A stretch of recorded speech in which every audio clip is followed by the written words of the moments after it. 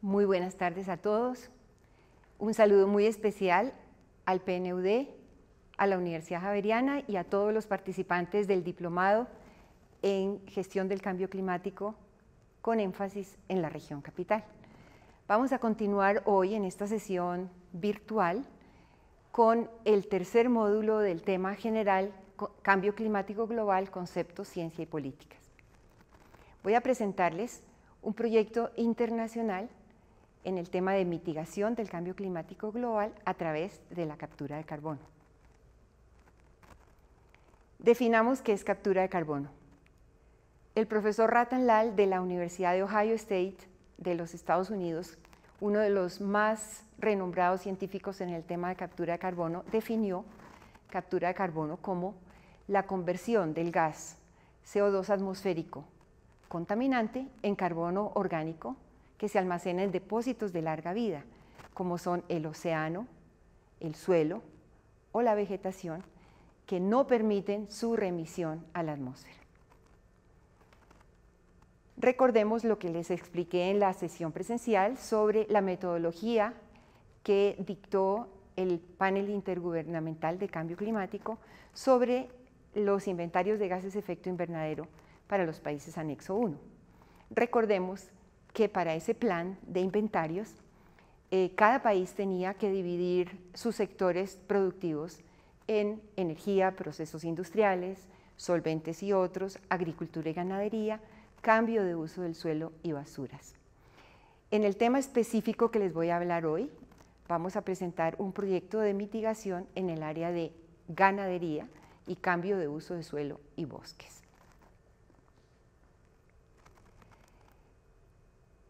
En el panel intergubernamental, en el documento que produce el panel intergubernamental de cambio climático 2007, conocido como The Fourth Assessment Report, se publica por primera vez el potencial de mitigación del cambio climático que tiene el sector de agricultura y ganadería en el mundo.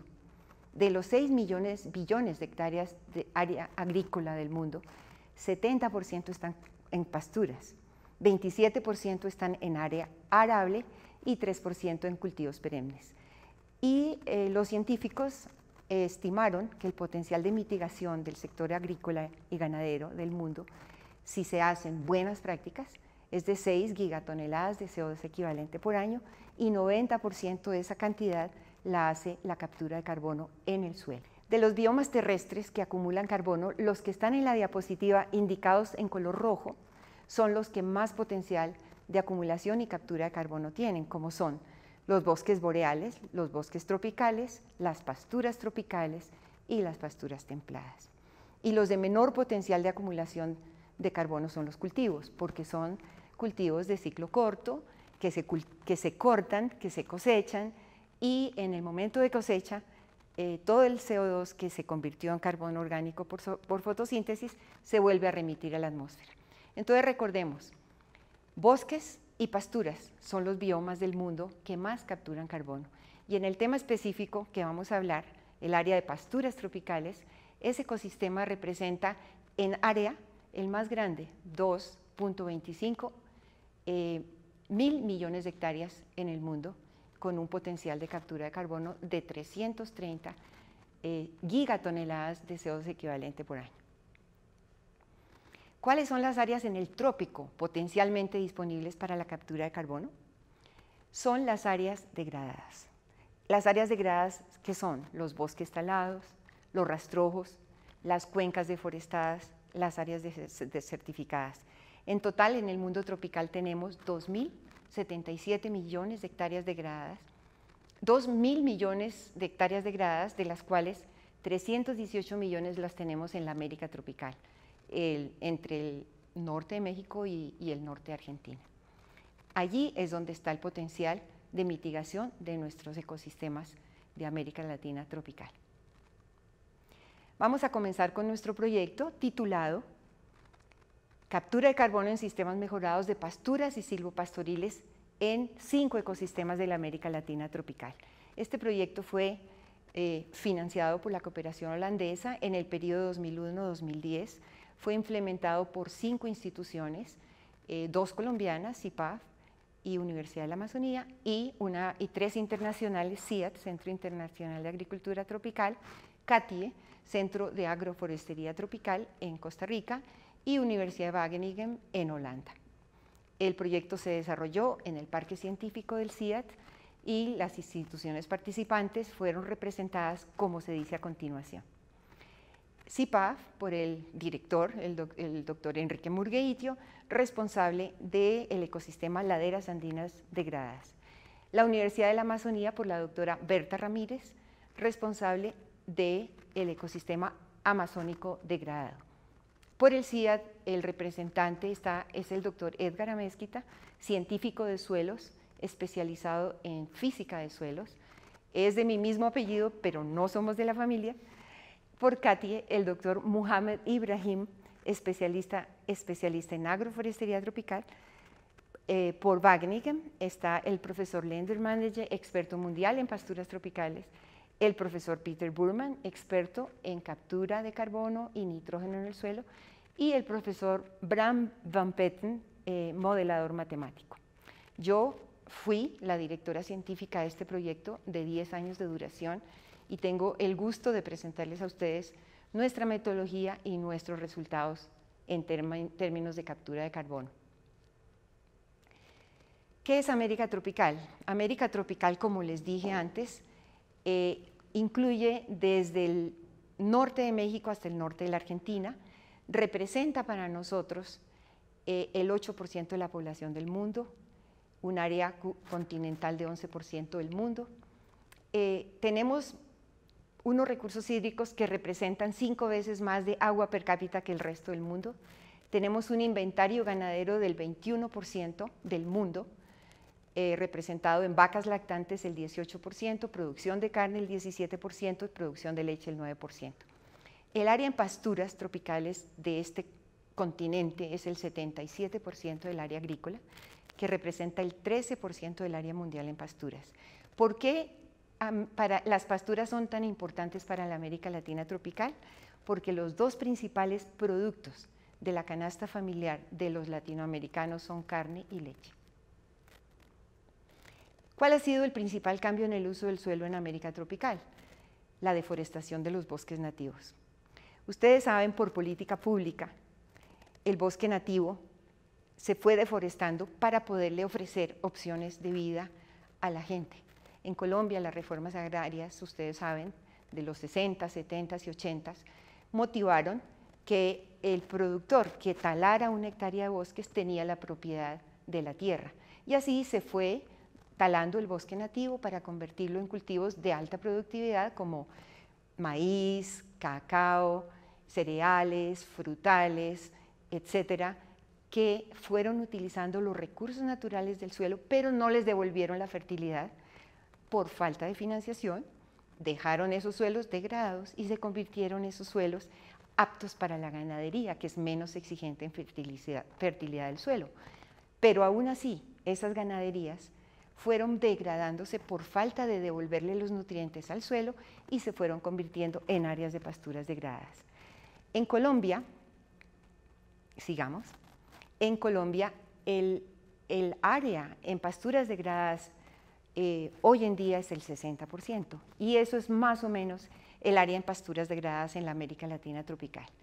Vemos que en Colombia el cambio en el uso del suelo desde el año 1950 hasta el año 2000 ha sido el siguiente: de un porcentaje de 83% de bosque, en el 50 hemos bajado a 56% de bosque en el año 2000, y en pasturas ha subido de 13% a 39%.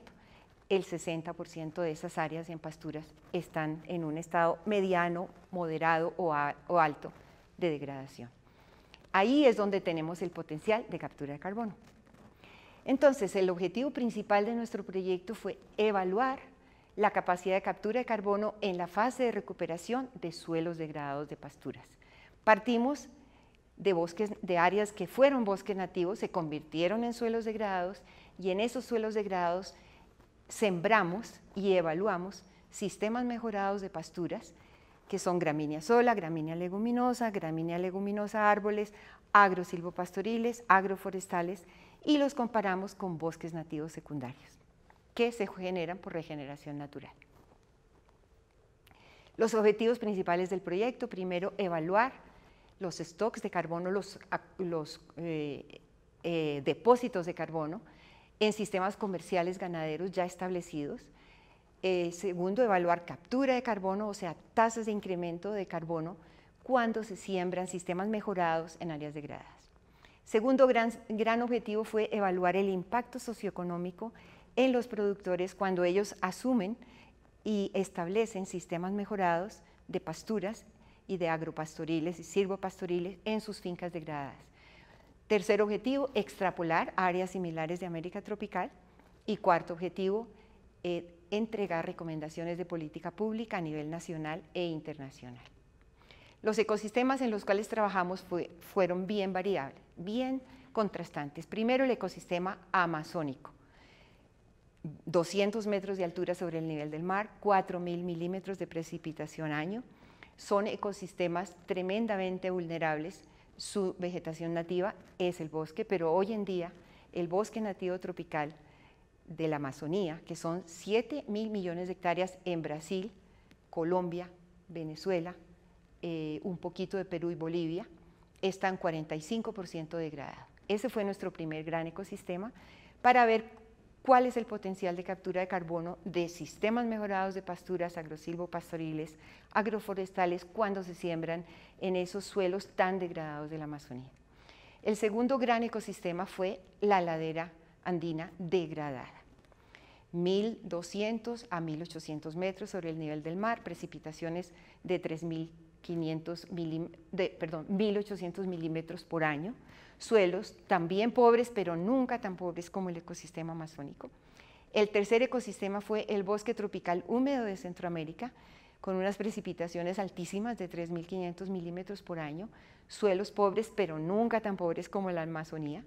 Y por último, el cuarto ecosistema fue bosque subhúmedo tropical, en donde hay 6 meses de intensa sequía y 6 meses de intensas lluvias de 3.500 milímetros año, en donde la ganadería bien manejada exige que haya materiales genéticos de pasturas, de leguminosas y de árboles resistentes y tolerantes a extensos periodos de sequía.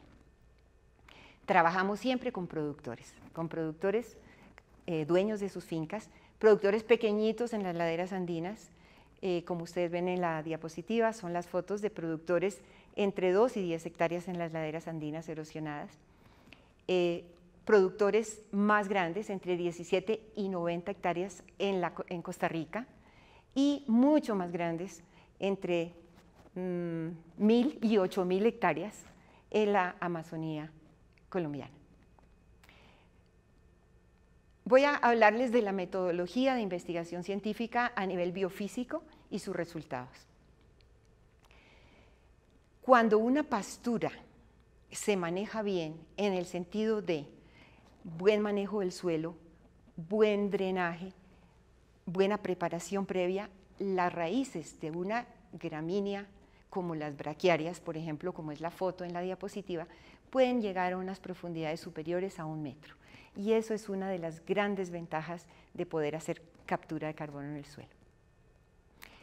La metodología de evaluación de captura de carbono la hicimos en el suelo inicialmente y también en la vegetación superficial y en la vegetación arbórea. En el suelo a través de calicatas, que son unos huecos de 1,50 m de ancho, 1,50 m de largo, 1,50 m de profundidad, en donde tomamos muestras de suelo a niveles de 0,10, 10-20, 20-40 y 40-100 centímetros, en donde se llevaron al laboratorio de suelos del CIAT y se hizo la evaluación de carbono total, carbono oxidable y carbono estable. Estas calicatas se ubicaron en los 4 ecosistemas del proyecto siguiendo diseños muestreales muy bien hechos que controlan altura, topografía, uso del suelo previo, fertilidad y profundidad del suelo.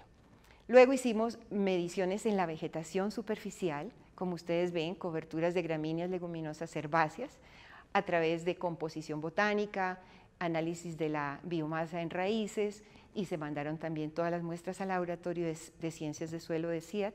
Y por último, hicimos 3 tesis de doctorado en donde se estudia la investigación de isótopos de carbono, el cambio de isótopo carbono 3, que es propio de los árboles, o sea, del bosque, a isótopo de carbono 4, que es propio de las gramíneas, o sea, la transición bosque-pastura, y luego de la transición pastura-sistemas silvopastoriles, que combina el carbono 4 de las gramíneas más el carbono 3 de los árboles. Eso fue el objetivo de 3 tesis doctorales, 2 ya terminaron, una está todavía en formulación. Para evaluar cambios en el uso del suelo, cambios de carbono en los sistemas recién establecidos en áreas mejoradas, utilizamos diseños experimentales replicados en los 4 ecosistemas, en donde en suelos degradados sembramos sistemas mejorados de pasturas agropastoriles, agrosilvopastoriles y regeneración natural, y al final del periodo del proyecto evaluamos los cambios en el carbono, en suelo y en vegetación asociados con establecer sistemas mejorados en áreas degradadas, todo a través de experimentos controlados. Tuvimos 5 experimentos replicados, controlados, establecidos en áreas degradadas. La fotografía nos muestra uno en las laderas andinas y la siguiente fotografía nos está mostrando uno en la Amazonía, en la finca de la Universidad de la Amazonía, que se llama la finca Balcanes. Para medir carbono en la parte de biomasa de árboles, tanto en tallos, ramas y hojas, se utilizaron las ecuaciones alométricas, que predicen la biomasa aérea en función del diámetro a la altura del pecho y altura del árbol. El CATI es un instituto que tiene mucha información sobre forestería tropical, y utilizando sus ecuaciones alométricas nosotros pudimos predecir la captura de carbono en biomasa aérea sin hacer muestreos destructivos. ¿Cuáles fueron los sistemas que nosotros evaluamos? Partimos de sistemas degradados, áreas degradadas caracterizadas por suelos compactados, altos niveles de escorrentía, suelos descubiertos, alto porcentaje de malezas y muy bajo vigor de las pasturas. Y sobre esas áreas degradadas empezamos a estudiar sistemas mejorados como las asociaciones gramínea-leguminosa, gramíneas mejoradas, leguminosas mejoradas. La gramínea es la fuente de fibra y la fuente de carbohidratos al ganado, y la leguminosa es la fuente de proteína. Vimos que por ejemplo, este sistema mejorado produjo un promedio de 4.3 toneladas de captura de carbono por año a 1 metro de profundidad. Otro sistema mejorado que evaluamos fue la incorporación de bosques de leguminosas de alta producción de retención de agua y de producción de proteínas en las pasturas de gramíneas con leguminosa herbácea, y produjeron en promedio 2.6 toneladas de captura de carbono por hectárea año a 1 metro de profundidad. El tercer sistema mejorado que evaluamos fue el sistema silvopastoril, asociando gramínea herbácea, leguminosa herbácea, leguminosa arbórea, árboles maderables, árboles productivos, y vimos que este sistema en promedio produjo una captura de carbono de 7.5 toneladas de carbono por hectárea año a 1 metro de profundidad. El siguiente sistema mejorado que evaluamos en la investigación es el que se denomina bancos forrajeros para corte y acarreo. Son bancos en donde los productores siembran las leguminosas en sus fincas y más o menos las cortan a 1 metro de altura, y todas esas ramas y hojas se la entregan al ganado para su alimentación en establos. Sin embargo, este sistema, que es altamente extractivo, produjo unas tasas negativas de captura de carbono, menos 0.4 toneladas de carbono por hectárea año a 1 metro. Son similares a las tasas de captura de carbono que presentan los cultivos de ciclo corto. El sistema mejorado siguiente fue la regeneración de un área degradada durante el tiempo de proyecto hasta que se convierta en un bosque secundario. Esta foto muestra el ecosistema semiárido en La Guajira, en el área de Dibuya, en donde produjimos por regeneración natural, sin ninguna intervención humana, una captura de carbono de 2.6 toneladas por hectárea año a 1 metro de profundidad. El sistema de referencia para nosotros siempre es el bosque nativo, ya sea virgen, como fue en el tema de la Amazonía, que conseguimos un área de bosque virgen y como una anécdota del proyecto fue controlado por las FARC. Pudimos entrar nosotros a evaluar ese bosque virgen muy cerquita a Cartagena del Chairá con el permiso de las FARC. El único bosque virgen que pudimos evaluar. Los demás son bosques secundarios de regeneración natural de 15 a 40 años. Esta foto nos muestra un bosque nativo de 15 años de regeneración en las laderas andinas de Colombia, que produjo en esos 15 años un promedio de 6.3 toneladas por hectárea año de captura de carbono a 1 metro de profundidad. Nuestros datos están publicados en varias publicaciones internacionales y en varios libros, sin embargo les quiero mostrar como ejemplo los datos que mostramos de captura de carbono en suelo y en biomasa superficial y en biomasa aérea. Por ejemplo, esta diapositiva de las laderas andinas de Colombia muestra bosques de 40 años intervenidos, un bosque de 15 años intervenido, regeneración natural de pastura degradada, una pastura mejorada de braquiaria decumbens con árboles, los bancos forrajeros para corte y acarreo, comparados contra el suelo inicialmente degradado. Vemos, ahí están niveles de captura de carbono en suelo y el porcentaje que representa el sistema, en la pastura y el porcentaje que representa el sistema total, en las raíces finas, en los troncos, ramas y hojas y el carbono total en el sistema. Estos son datos que produjimos para cada uno de los ecosistemas. La siguiente tabla nos muestra, por ejemplo, captura de carbono en suelos en la Amazonía, en donde estamos viendo que sistemas mejorados como la braquiaria humidícola con leguminosa, braquiaria decumbens con leguminosa, braquiaria decumbens sola, comparados con bosques intervenidos y bosque secundario, muestra un potencial de captura de carbono importante. Lo mismo vimos en el ecosistema subhúmedo de Centroamérica con 6 meses de sequía. Vimos que la pastura nativa, que es ciliari, y las pasturas mejoradas, asociaciones gramíneas con leguminosas como Brachiaria brisanta con Arachis pintoi, Acacia magnum, que es un árbol, con Acacia pintoi, la leguminosa herbácea, o Brachiaria brisanta sola, muestran niveles de captura de carbono importantes, aún superiores a los de bosques nativos secundarios en suelo. Claro que cuando se suma la captura de carbono en suelo más la captura de carbono en la parte de biomasa aérea en los bosques siempre tienen niveles superiores de captura de carbono.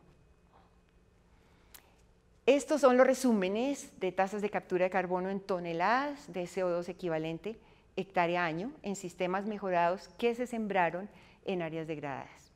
En las laderas andinas erosionadas obtuvimos tasas de captura de carbono que oscilaron entre 1.6 y 6.8 toneladas por hectárea año. En el bosque tropical húmedo amazónico, entre 2.6 y 7.3 toneladas de captura de carbono por hectárea año. Y el bosque tropical subhúmedo, entre 2 y 3.5. Cuando hablamos de los 3 gases de efecto invernadero en sistemas ganaderos bien manejados, vemos, y en nuestro proyecto cuantificó lo siguiente. Aquí vemos una diapositiva que tanto en ganaderías de carne como en ganaderías de doble propósito, en donde se evaluaron los 3 gases de efecto invernadero, CO2, metano y óxidos nitrosos, y además se evaluó, esas son las emisiones de los 3 gases, pero además evaluamos la captura de carbono que se logra en suelo y biomasa aérea. Se ve lo siguiente: efectivamente la ganadería tiene una emisión de metano entérico por el rumen de los animales y está ahí cuantificada para ganadería de carne en 605 toneladas de CO2 equivalente por año, y para ganaderías de doble propósito en 508 toneladas de CO2 equivalente por año. Hay emisiones de metano de los residuos agrícolas y ganaderos, o sea, del estiércol y de otros residuos, muy mínimas. Hay emisiones de óxidos nitrosos, hay emisiones de CO2 producto de la respiración natural del suelo y de la vegetación, para un total de emisiones de los 3 gases de efecto invernadero de 925 y 837 toneladas de CO2 equivalente por año. Pero la captura de carbono, que fue de 1.566 y igual en ambas fincas, de toneladas de CO2 equivalente por año, supera las emisiones de los 3 gases de efecto invernadero, mostrando unas emisiones netas negativas. Quiero hacer mucho énfasis en estos datos, porque en el mundo, sobre todo en el mundo ambiental, se castiga a la ganadería como ser una actividad ambientalmente mala, ambientalmente destructiva. Resulta que una ganadería mal manejada, con suelos erosionados, con mal manejo de la ganadería, con sobrecarga animal y con ningún cuidado de devolverle al suelo la fertilidad que las pasturas le absorben, claro que es degradante. Pero una ganadería bien manejada, con buenas gramíneas, con buenas leguminosas, con buenos árboles, con buen manejo del drenaje del suelo, con buen manejo del productor, como muestran estos datos, es no solamente socialmente benéfica porque genera empleo, económicamente rentable porque genera carne y leche, sino ambientalmente benéfica porque muestra tasas netas de captura de carbono positivas. Vamos a hablar ahora sobre la metodología que seguimos para la investigación socioeconómica con los productores, cuyo objetivo es ver qué tan rentable es para un productor de áreas degradadas invertir en sistemas mejorados de pasturas agropastoriles, agrosilvopastoriles y agroforestales en sus suelos degradados. Vimos que la metodología socioeconómica siguió 3 fases. Primero, la fase de caracterización de las fincas.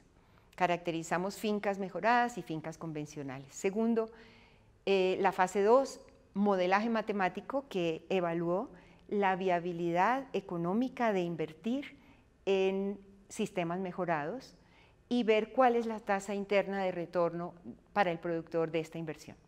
Y por último, dar recomendaciones de política pública. El equipo de investigación del proyecto fue capacitado por uno de los científicos del Banco Mundial, experto en captura de carbono a nivel social. Fue capacitado en sistemas de modelaje, en sistemas de evaluación financiera y produjimos los resultados que están publicados en nuestras publicaciones y en nuestros libros del proyecto.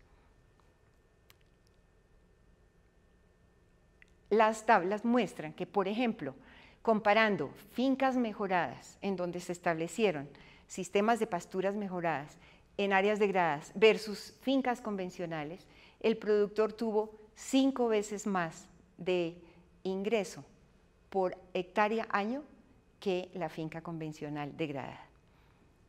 O sea, socialmente y económicamente es muy viable la introducción de estos sistemas de pasturas agropastoriles y silvopastoriles mejorados en fincas degradadas. Pasemos al tercer objetivo de nuestra investigación, que fue el estudio de extrapolación de nuestros sitios experimentales a zonas similares en la América Latina tropical. Este estudio de extrapolación lo hicimos con el ISRIC, que es el Instituto Internacional de Evaluación de Extrapolación de Holanda, y con ellos trabajamos con 3 mapas: el mapa de suelo, el mapa de uso del suelo, el mapa ambiental, parámetros ambientales, y vimos cuáles de nuestros sitios eran similares a otros sitios de América tropical, y se mostró lo siguiente. El área de la capacidad de extrapolación de nuestros sitios del ecosistema amazónico cubren 288.000 kilómetros cuadrados de área de extrapolación de suelos degradados en la Amazonía. En lo que se llama El primero se refería un poco a Amazonía semiondulada. Esta diapositiva muestra un potencial de extrapolación de 80.000 kilómetros cuadrados en áreas de Amazonía plana, en la América Latina tropical. Los sitios de investigación de las laderas andinas que utilizamos tienen una capacidad de extrapolación de 10.000 kilómetros cuadrados, áreas similares en la cordillera occidental de Colombia, cordillera central, oriental y también en el Ecuador. Y los dos sitios que utilizamos en Centroamérica, sí, por haber sido escogidos en Costa Rica, que es un país tan conservado, no tuvieron una capacidad de extrapolación tan amplia, solamente 1.300 kilómetros cuadrados y 750 kilómetros cuadrados, lo cual nos demostró que realmente la escogencia de unos sitios en un país tan bien conservado, pues no fue la mejor decisión de nuestro proyecto, pero así fue. Nuestros resultados científicos están publicados en nuestro libro que se llama Carbon Sequestration in Tropical Grassland Ecosystems, cuyo lanzamiento oficial lo hizo la FAO en Roma en enero 25 del 2008. Yo fui invitada con el profesor Lender Manerje, el primer editor, yo soy la segunda, Peter Burman el tercero y Mohamed Ibrahim el cuarto. Y este libro, tengo el placer de decirles que fue a la reunión de Copenhague, a COP 2009, mostrando una alternativa de captura de carbono diferente a un bosque, que son sistemas mejorados de pasturas, silvopastoriles y agroforestales. Este fue el equipo inicial de nuestro proyecto cuando iniciamos en el 2001 en CIAT y les agradezco a todos mis colegas. Sigamos con la siguiente diapositiva. Son fotos iniciales de la apertura del proyecto en el 2001 y nuestro equipo un poquito más grande en el 2009, en donde ya tenemos los miembros de las 5 instituciones y algunos invitados del Ministerio de Medio Ambiente de Colombia, del Ministerio de Agricultura de Colombia, de la cooperación holandesa y de otros invitados holandeses que vinieron a conocer los resultados de nuestro proyecto, porque al fin y al cabo ellos fueron los financiadores.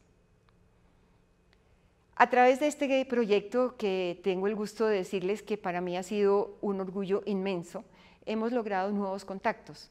En primer lugar, somos miembros de la Red Internacional de Potencial de Captura de Carbono de América Latina, que lo coordina el Departamento de Agricultura de los Estados Unidos, la Universidad de Ohio State en Estados Unidos y la Universidad de Sao Paulo en Brasil.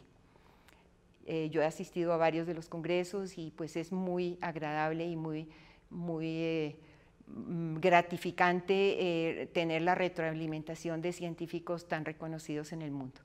El segundo gran contacto es la red de captura de carbono de la Unión Europea, que une todos los países de la Unión Europea en el tema de captura de carbono en pasturas y en otros sistemas mixtos, pastura, leguminosa, árbol. Principales contactos, la Universidad de Ghent en Bélgica y la Universidad de Montpellier en Francia.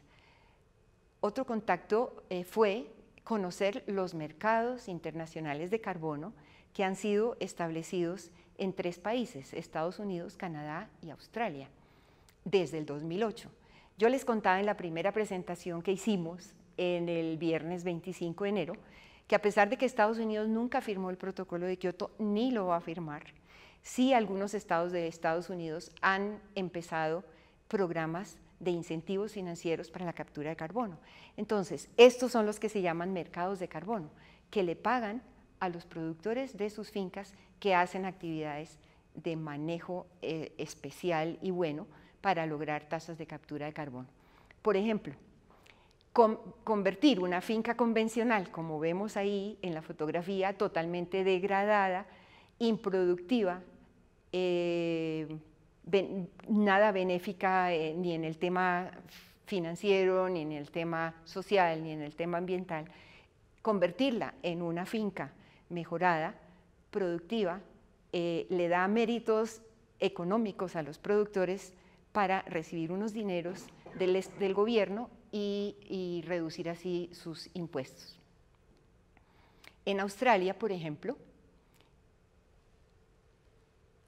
el programa de créditos de carbono en Australia y el programa de créditos de carbono en el estado de Dakota del Norte en Estados Unidos, le pagan a los productores por agricultura sostenible, por sembrar gramíneas gramíneas perennes en suelos degradados, por mejorar lo que se llama la captura de metano y la captura de carbono, y ellos reciben esos incentivos financieros.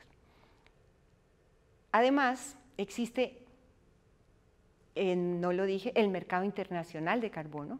Son mercados en donde los países anexo 1 financian actividades en países anexo 2 a través de donaciones y fuentes de mitigación del cambio climático, motivando tasas de captura de carbono importantes.